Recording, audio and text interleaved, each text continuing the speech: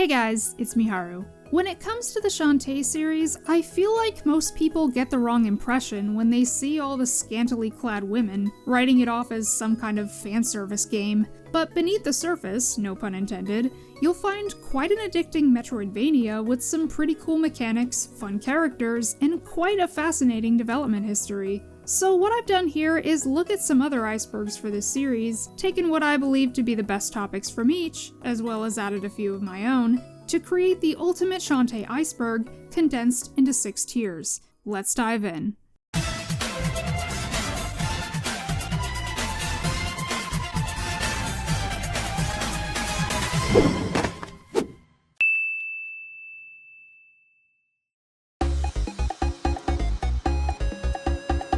Shantae 2, Risky Revolution. What better way to start than with the series' newest entry? Though the 6th game in terms of release date, it was intended to be the 2nd. Development on Risky Revolution began back in 2002 for the Game Boy Advance, but was cancelled in 2004 due to WayForward being unable to find a publisher. As we know, several elements from this game were eventually integrated into Risky's Revenge and even Half Genie Hero, but the original idea remained lost. That is until July of 2023, when WayForward announced the game's revival as Shantae Advance Risky Revolution, complete with updated sprite work and character art. It's set to be released both digitally and even on physical GBA cartridge. This game will also include a 4-player battle mode, making use of the long-forgotten link cable method of multiplayer.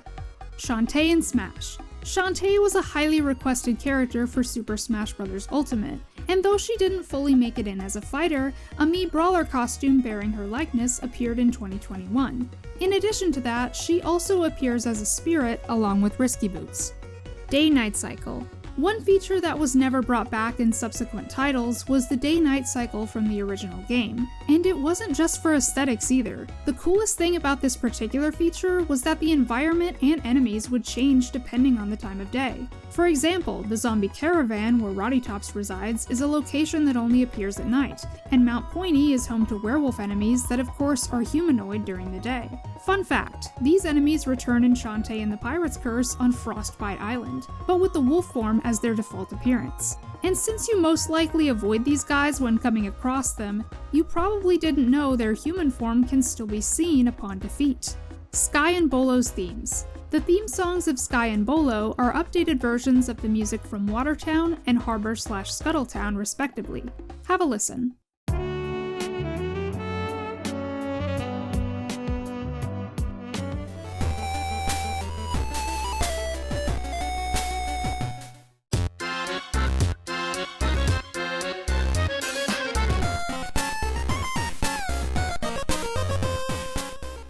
Ironically, Bolo is the one who can be found in Watertown, and Sky in neither. Dance Through the Danger. As we saw with that last fact, it's no secret that this series uses the same samples across some of its music. A lot of games do that. But did you know that the famous opening song for Half Genie Hero, Dance Through the Danger, contains a sped-up sample of the Game Over music from the first game? Let's play them side by side.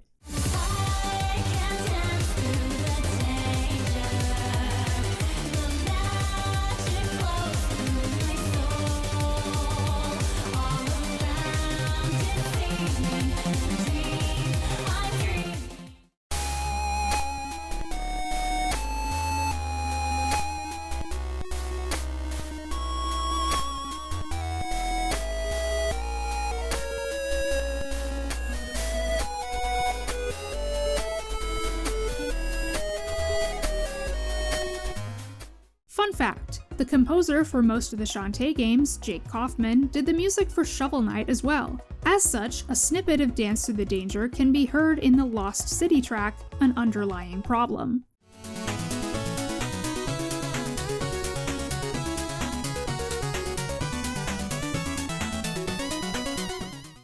Bolo voice change. In Half Genie Hero, Bolo was voiced by Nathan Sharp, aka Nate Wants to Battle. All set! Let's go! Shantae's turn pure evil! Level up! Hero time! While in Seven Sirens, he's played by Ross O'Donovan of Game Grumps fame. Who's this? Maybe they just ditched you. I knew you could do it! Why Nathan was replaced has not been confirmed, but it's interesting to note that he was engaged to Christina V, the voice of Shantae, for a short time in 2018. Muck Gal design changes. The Muck Gals have been a recurring enemy in the franchise since the very beginning, but their designs have changed quite drastically in between games. Originally, they appeared as nightmarish creatures bearing a striking similarity to Venom, but in Seven Sirens they were changed to resemble female versions of the fish-like Muckmen. Additionally, the Muckmen themselves seem to have gone through a design alteration as well, going from this to this.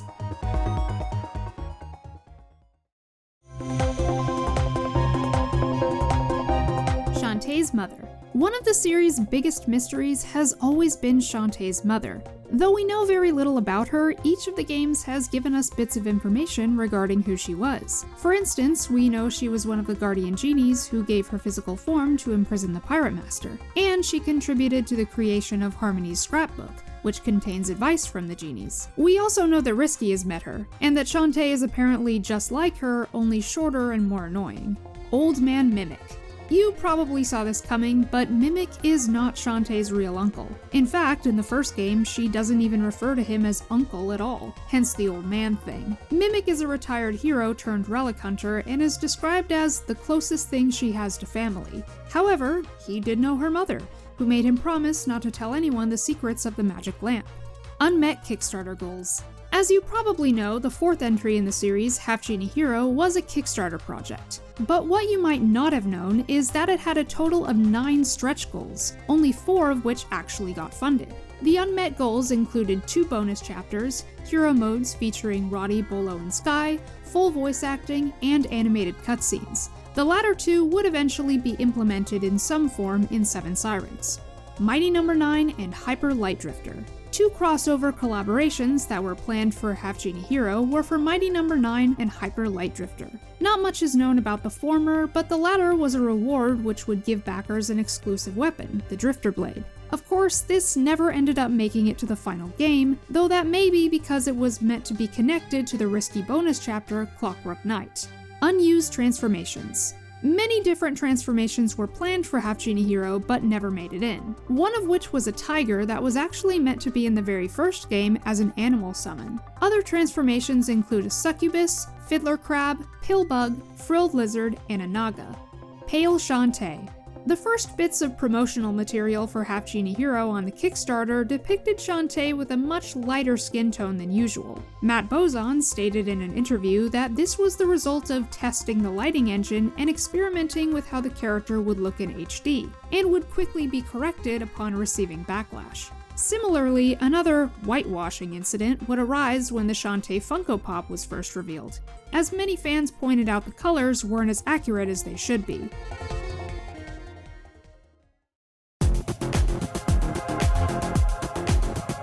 Shantae's pirate outfit.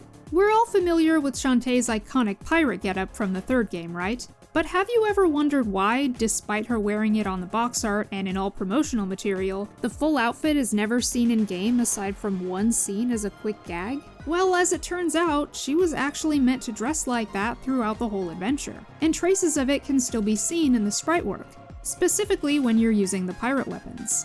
Dribble Fountain TPC plus Training Room. In Pirate's Curse, after obtaining Risky's boots, you can return to Saliva Island's Spittle Maze and sword dash through the left wall in the first room. Inside will be a recreation of the first dungeon from the original Shantae, Dribble Fountain, complete with 8-bit backgrounds and music. I remember finding this for the first time and being so confused as to where I was. Another secret you can find in Pirate's Curse, this time in the sewers underneath the palace, is a training room where you can fight multiple waves of enemies that appear throughout the game. East and West. A running gag in the Shantae universe is getting East confused with West. In the first game, when Mimic is giving you directions to Mount Pointy, he says to head east because west is too steep, when in fact, it's the opposite. This mistake has since been referenced in Risky's Revenge, Half Genie Hero, and Seven Sirens. Backer designs. Some of the characters in Half Genie Hero were designed by backers, such as the snake merchant Tuki and the ghost enemy Iki. And speaking of Iki, her appearance is actually based on Nikki, the mascot of the 3DS app Swapnote. Iki being a ghost is a reference to how the Swapnote service died in 2013. Blaster Master Zero. Shantae is no stranger to making guest appearances in other games, but perhaps her most well-known cameo is in Blaster Master Zero by Inti Creates, the developers behind the previously mentioned Mighty No. 9 and other various Mega Man titles. Shantae's gameplay doesn't differ too much from the usual, still utilizing hair whips and transformations. Fun fact, in Half Genie Hero, Shantae can obtain a tank transformation from Tuki named Sophia III, directly referencing the Blaster Master vehicle. Shantae sees Roddy as human. In Half Genie Hero's Friends to the End DLC, Roddy, Bolo, and Sky come across themselves in one of Shantae's memories. However, Roddy appears in her human form from the Village of Lost Souls in Pirate's Curse. While she initially reacts with shock and doesn't fully understand why this is, the group speculates that Shantae simply sees her for her, and not the brain-eating zombie most people run away from.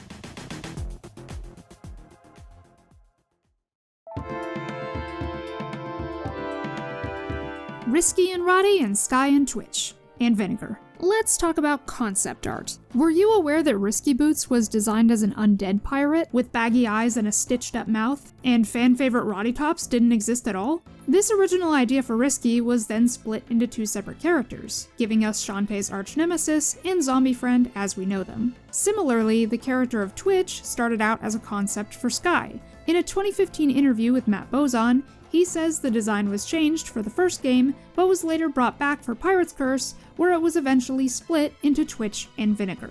Gargoyle zombies. Going off of that, did you know that Roddy's brothers, Abner and Poe, were originally designed as her gargoyle cohorts? This explains why Poe has wings, as it's a carryover from that concept. Also, note the term cohorts, implying Roddy once had a more villainous role in the story, but I'll get back to that later. Harmony's mother. Most of you who have played Seven Sirens probably know this by now, but the ghost dog genie guarding the entrance to the squid pit is heavily implied to be the mother of Harmony, the oldest of the half genies. This is not immediately apparent, but if you talk to her after the escape sequence, she'll ask you how you came to be in possession of quake magic, as it's an ability only she and her daughter are known to have. Shantae's father. For as little as we know about Shantae's mother, even less is known about her father. And according to Matt Bozon, developing his character is not a current priority. All we know for sure is that Shantae must have gotten her hair whipping ability from him, as it's something she can still do after losing her magic and becoming human. Warrior and Karnov. And speaking of Shantae's father, let's move on to a character who happens to be a candidate for being so. Warrior is a mysterious shadowy man who appears in the Village of Lost Souls. Much like the others, he barely has any memories of his past. But upon seeing Shantae and hearing her name, he's reminded of how he once had a little girl who he lost. He even goes so far as to say he would be proud to have her as his daughter.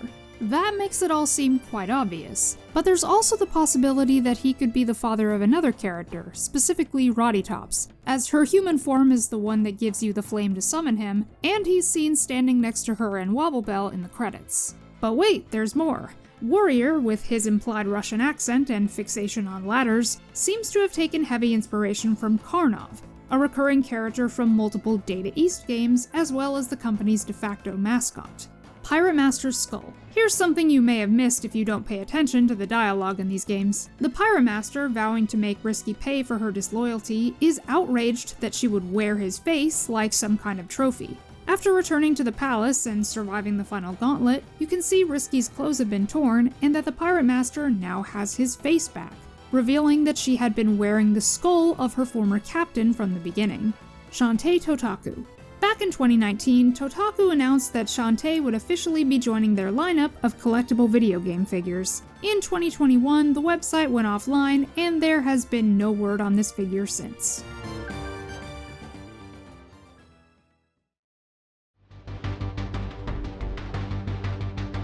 Super Shantae Nab. Shantae Nab was a downloadable microgame in WarioWare DIY for the Nintendo DS. The game was added to the Switch and physical 3DS versions of Pirate's Curse under the name Super Shantae Nab, and can be played via an arcade machine in Scuttletown's item shop for 10 gems a turn. Watch Quest. Watch Quest Heroes of Time was an adventure/puzzle game released for the Apple Watch in 2015. It featured alternate universe versions of Shantae and Bolo, and reused many assets from Pirate's Curse, including an unused character known as the Gunsmith, whose purpose would have been to upgrade the pistol. As of 2023, this game is no longer available and is now considered lost media, as seemingly no footage of it exists anymore. Indivisible Guest Character. Shantae was supposed to appear in the RPG platforming game Indivisible as a playable character, along with Shovel Knight and a few others. However, due to Lab Zero's closing in 2020, these characters were never implemented. It's not known what sort of attacks she would have used besides the usual, or if she would have been able to transform. Runbow DLC. In October of 2016, Shantae was added as a DLC character to the platform racing game Runbow. The gameplay is unique in the sense that it doesn't feature her signature hair whip, instead focusing on a variety of jumps and dashes to get around enemies and obstacles and move from point A to B. Risky Pistols. In February of 2024, several prototype builds of Risky's Revenge circa 2009 were recovered and uploaded onto Internet Archive. Included with these builds was a pitch document for Risky Pistols, a Contra-style shoot-'em-up that would have featured online co-op and a wide range of weekly downloadable content to keep players engaged. In a sense, this was like a precursor to Pirate's Curse, as it would have marked the first team-up between Shantae and Risky and given us a taste of the pirate weapon gameplay. DS Tech Demo. Also archived in February 2024 was an early tech demo for a fully 3D Shantae game for the Nintendo DS, dated January 2007. This prototype is playable, but doesn't feature much outside of basic and, to be honest, quite finicky platforming around untextured sandbox areas. Shantae TV. Shantae TV was a plug-and-play TV game port of the unreleased Risky Revolution, first shown off at the 2003 Toy Fair and running on Sunplus technology. A build of this port was uploaded to Internet Archive the same day as the DS Tech demo, but unfortunately can't be emulated due to insufficient data. 1995-97 Game Pitch. The history of Shantae can get a bit confusing, so I'll try to explain it as best I can. According to this page in the art book, Shantae was originally designed as a 16-bit Super Nintendo product. During the pitch phases, it was re-envisioned as a high-resolution PC/PlayStation game, with 3D gameplay and traditionally animated characters moving around the rendered backgrounds. The core gameplay elements such as hair attacks, magical abilities, and dancing were all present and would remain in the final version, but the pitch included unique features like different hairstyles and animal summons, the latter of which was eventually reworked into the character's signature transformations.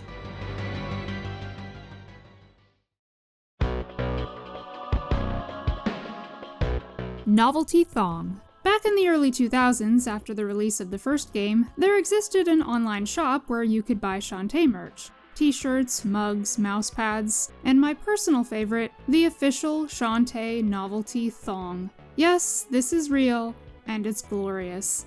Wobble Bell is dead. There's a theory out there that Shantae is a murderer, and in Risky's Revenge, you have the option to prove that theory correct. At the far edge of Tangle Forest, you'll find Chef Girl, who's lost her dog Wobble Bell. After returning the dog, you can then choose to kill him for 100 gems. And though this is completely optional, it's seemingly treated as a canon event, as you see in the credits of Pirate's Curse that he now resides in the Village of Lost Souls. But according to this interview with Matt Bozon, this simply means Wobble Bell is lost again, not dead. Bolo Gets Taken Out. Bolo Gets Taken Out is a pixel comic by Matt Bozon that was featured on the official website in the early to mid-2000s. It seems to be something straight out of one of Bolo's fantasies, as all of the girls are fighting over who gets to be his date to the Harbor Town Festival. Eventually, it's revealed that he's taking Risky, to which Shantae has a very appropriate reaction. What's interesting about this comic is that it shows Shantae apparently has the ability to turn other people into animals, not just herself. Roddy's death. Fans have long speculated about the cause of Roddy's death, and most seem to believe it was either murder or an unfortunate accident. However, my personal theory is that she took her own life. If you're curious, I do have 2 videos in which I go into detail about why I think this. Roddy was evil. Remember the gargoyle zombies thing from earlier? While that idea didn't make it past the conceptual phases, traces of it still remain. Not only did Roddy's initial design, after being split from Risky, look a lot more stereotypically evil, her character description present on the website around the time of the first game's release even made her personality sound more sinister than she would end up becoming, almost like a borderline villain. And while yes, that may have sort of been the case in Risky's Revenge, she's now considered one of Shantae's closest friends, and her brothers are the complete opposite of these bad influences they were apparently intended to be. Shantae Passion. It wouldn't be an Iceberg video if we didn't end it with one of these, would it? Shantae Passion is a creepypasta written by D-Boy Wheeler in 2015. It tells the story of Joey, a high schooler who receives a disturbing fan-made Shantae game from his friend Gordon called Passion of Sequinland's Guardian, which Gordon describes as a what-if scenario of the events following Risky's Revenge. The game takes a dark and unsettling turn when Shantae is depicted as being crucified and killed, shortly followed by the death of Risky. Joey is understandably horrified by the game's content, which prompts him to worry about Gordon's mental state and urge him to seek professional help. And that is the ultimate, but condensed, Shantae Iceberg. I had a lot of fun researching for this video, and I'm sure there will be many more crazy theories and lore dumps that'll come with the release of Risky Revolution. That said, if you have any theories of your own, or just want to share a fact I might have missed, feel free to do so in the comments below. As always, don't forget to subscribe for more casual gaming content, and I will see you next time. Until then, this is Miharu, signing off.